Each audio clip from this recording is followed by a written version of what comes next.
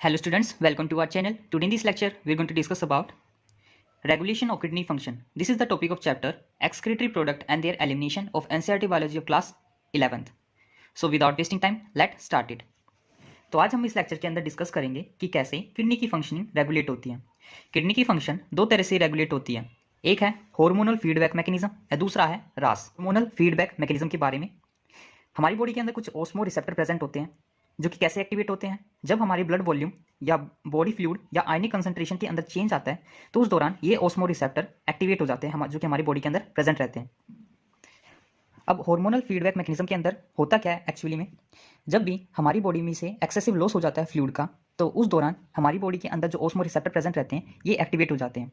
जब osmo receptor activate होने के बाद में ये क्या करते हैं, हाइपोथैलेमस जो कि हमारे ब्रेन का पार्ट है उसको स्टिमुलेट करते हैं। अब क्वेश्चन पूछा जाता है एडीएच कहाँ से रिलीज होता है, तो रिलीज होता है from the posterior pituitary. ADH को हम जानते हैं एंटी डायूरेटिक हार्मोन के नाम से, जिसका अदर नेम है वैसोपेरिसिन। क्वेश्चन आता है इसकी फंक्शनिंग के बारे में। इसका फंक्शन क्या है, ये क्या करता है, वाटर की रीअब्जॉर्प्शन कराता है from the latter part of tubule और डायूरेसिस को प्रिवेंट करता है। डायूरेसिस यानी जो कि एक्सेसिव प्रोडक्शन है यूरिन का उसको प्रिवेंट करता है। इस तरीके से हमारी बॉडी में से जो लॉस हो रहा था फ्लूइड का उसको रोकता है।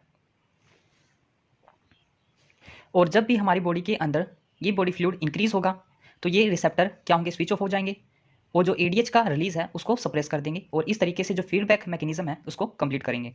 नेक्स्ट आ गया हमारे पास रास। रास की फुल फॉर्म क्या है, renin angiotensin aldosterone system. R से याद आएगा रेनिन, ए से याद आएगा एंजियोटेंसिन, ए से याद आएगा एल्डोस्टेरोन, एस से याद आएगा सिस्टम, यानी कि रेनिन एंजियोटेंसिन एल्डोस्टेरोन सिस्टम। अब रास को कंट्रोल कौन करता है, कंट्रोल करता है जेजीए। जेजीए यानी जक्स्टा ग्लोमेरुलर एपरेटस। जब भी ब्लड प्रेशर या फिर ग्लोमुलर ब्लड प्रेशर या फिर जीएफआर फॉल होता है तो उस दौरान जेजी सेल एक्टिवेट हो जाते हैं, यानी जक्स्टा ग्लोमेरुलर सेल एक्टिवेट हो जाते हैं, जिससे होगा क्या, हमारा रेनिन रिलीज होगा। रेनिन क्या करेगा, एंजियोटेंसिनोजिन को कन्वर्ट कर देगा एंजियोटेंसिन फर्स्ट में ब्लड के अंदर।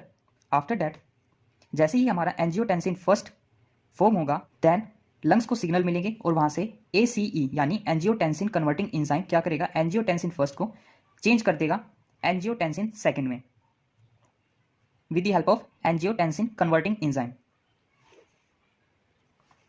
एंजियोटेंसिन सेकंड क्या एक पावरफुल वैसोकॉन्स्ट्रिक्टर है। वैसोकॉन्स्ट्रिक्टर यानी ये क्या करेगा, जो आर्टेरियोल्स हैं उनको कॉन्स्ट्रिक्ट करके GFR और ग्लोमुलर ब्लड प्रेशर को क्या कर देगा, बढ़ा देगा। साथ में एंजियोटेंसिन सेकंड क्या करेगा, एड्रेनल कोर्टेक्स को एक्टिवेट कर देगा जिससे एल्डोस्टेरोन रिलीज होगा।